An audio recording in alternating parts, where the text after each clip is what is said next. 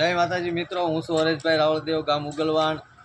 આપણે અવારનવાર જે વિડીયો આવતા હતા રામકથાની અંદર, બાપુની કથામાં, રાજકોટની જે કથા હતી એમાં, તો જે બાબુભાઈ બળદાણિયાના વિડીયો આવતા હતા અને જેને એક દિવસની અંદર એ 1000 ડીશ 2000 ડીશ સાફ કરતા, 9 દિવસની કથાની અંદર એને 10 થી 15,000 ડીશ સાફ કરી અને જેને સેવા આપી છે એવા વિડીયો આપણે બાબુભાઈને આવતા હતા અને ન્યૂઝવાળાએ પણ એની અવારનવાર નોંધ લીધી છે.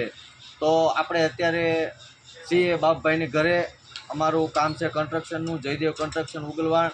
તો અત્યારે જે બાબુભાઈનું જે વિડીયો આવતા હતા એ બાબુભાઈના ઘરે અમે આવ્યા છીએ. તો હાલો આપણે બાબુભાઈને મુલાકાત લઈએ અને બાબુભાઈને આપણે વાત કરીશું. બાપુના બહુ મોટા ફ્રેન્ડ છે, બાપુના મોટા ભગત છે અને અવારનવાર બાપુને મળે છે, પણ આર્થિક રીતે ઘણી રીતે એને મળવું હોય છે, પણ થોડાક કામની અંદર એ ફસાયેલા હોય, ઘરકામની અંદર, વાડી કામની અંદર, એટલે બાપુની ત્યાં મુલાકાતે નથી જઈ શકતા અને બાપુને અવારનવાર એને મળવાનું ઘણું મન થાય છે, પણ ત્યાં સુધી હજી સુધી પહોંચ્યા નથી. તો આપણે આ વિડીયો બનાવી અને બાપુ સુધી પહોંચાડીએ અને બાપભાઈ જલ્દીથી જલ્દી બાપુને મળે અને મુલાકાત લે એવો આપણે બાબુભાઈને બે શબ્દ પૂછીએ. બાબુભાઈ, તમે રાજકોટની કથાની અંદર ગયા ત્યારે કેટલી ડીશો તમે સાફ કરેલી? 1500 ડીશ સાફ કરતો. 1500 ડીશ બરાબર. પછી એમાં તમે બાપુને મળવાની ઈચ્છા ખરી?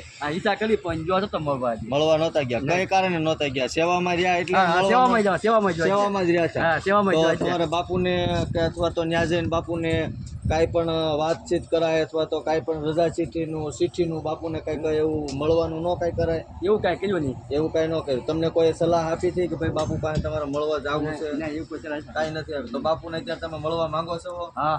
તો આપણે બાપુને શું કહેવું અને બાપુને તમે કઈ રીતે મળવા માંગો છો એવું આપણે દર્શક મિત્રોને આપણે વાત કરીએ. તો કઈ રીતે તમારે બાપુને મળવું, ક્યાં મળવું છે? કથામાં મળવું છે કે આપણે તલગજર ચિત્રકૂટમાં જઈને મળવું છે? જ્યાં બાપુ મેળ આવે ત્યાં મળવું છે અને બાપુની મુલાકાત લેવી છે. મુલાકાત જ્યાં મેળ આવે ગમે ત્યાં મળે. બરોબર. બાપુને માટે તમે શું શબ્દ, કેટલા સમયથી સેવા કરો છો? 10-15 વર્ષથી સેવા કરું છું. 10-15 વર્ષથી. અને મિત્રો બાપુના ખાસ ફ્રેન્ડ છે અને બાપુના સેવક છે અને બાપુ એને ઘણીવાર અવારનવાર આજથી 15-20 વર્ષ પહેલાં જે જૂના ઘર હતા, તો જૂનાગઢની અંદર પહેલાં તમે ગામમાં રહેતા ને? તો બાપુને તમારા ઘરે ક્યારે આવેલા? હા, એકવાર આવેલા જૂના ગયેલા ગામમાં એકવાર બાપુ તમારા ઘરે આવેલા? હાલીને જતા ને તે જ એકવાર જૂના ગામમાં આવી ગયા. બરોબર. તમારા ઘરે આવી ગયેલા એકવાર? હા. તો મિત્રો 10-15 વર્ષ પહેલા બાપુ એના ઘરે પણ આવી ગયેલા છે અને આ છે અત્યારે બાપભાઈના ઘરે મકાનનું કામ ચાલુ છે, ફરજાનું કામ ચાલુ છે. તો આપણે જોઈ લ્યો, આ બાપભાઈના મકાનનું ફરજાનું કામ હાલે છે.